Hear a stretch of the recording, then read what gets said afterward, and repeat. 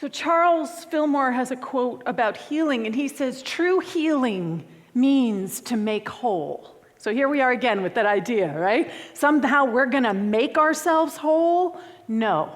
I want to invite us into the idea that we are whole, but are we willing to know that we are whole? And that is where true healing comes from.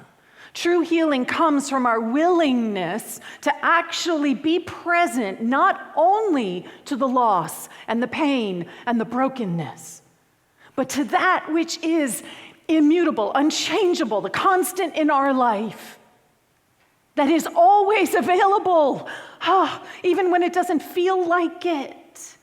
It is always available. And it may show up in ways that are surprising. It may show up in ways that you didn't anticipate. For me, during my period of depression, what showed up for me as the divine was Wellbutrin, antidepressants. That's what showed up for me, right? Can I get an amen? Like, that is God. There's no separation here. There's nothing that somehow is outside of it. And in our spiritual teaching, I know that, and I struggle with it myself, this inner resistance to something that I think is outside of me. The medicine is outside of me. I'm a spiritual being. I'm a minister. I should be able to do this all with my mind, all with my understanding, all with my belief system. Well, let me be really clear that part of what I know and believe, and part of what unity knows and believes, is that that medicine is not separate from me. It is actually the divine showing up for me right now. And am I accessible to it? Am I willing to step out perhaps in a direction that is unfamiliar, that isn't actually something that I had ever done before? This is the invitation that we're all being invited into. Because healing begins when we are actually present to what is feeling broken. Right? That is the first step of stepping into healing, is to be able to say, and it took me a while to be able to say, like, wow, I am really depressed. And I am not moving this dial on my own.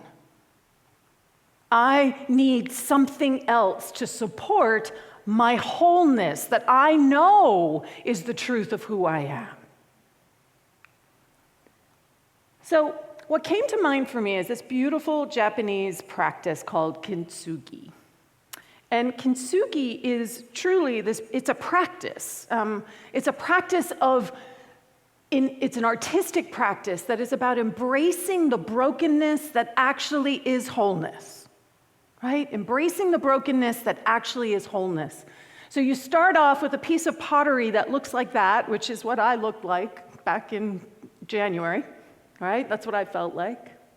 And they turn it into that. What they do is they take gold and they seal the cracks and they rebuild that which was always there. And in some ways, to me, it's even more beautiful. There's something there that is more interesting, more impactful, more powerful. So how we would understand this in Unity's talk, this is from Myrtle Fillmore, is that we accept the God-given perfection. Really think about that for a minute. Accept your God-given perfection. That it is always available to you. And then I love this, we wave aside. Everybody just wave them aside, right? I wish it was that easy, right? Oh yeah, I'm just gonna wave that aside, right? Wave aside the past mistakes and the untrue suggestions, but here's the part that is very, very active for us. Fix undivided attention upon the inner pattern of perfection. Fix your undivided attention upon the inner pattern of perfection. Not what it looks like out here, but what you know and can see that is larger than the brokenness that seems to be so alive. And it is our principles that we bring to bear. Because while in this beautiful practice, what the Japanese use as gold to heal, to seal the cracks, we are being called to use love. That is what we are being invited to let love fill the cracks of our soul, of our heart, of our understanding.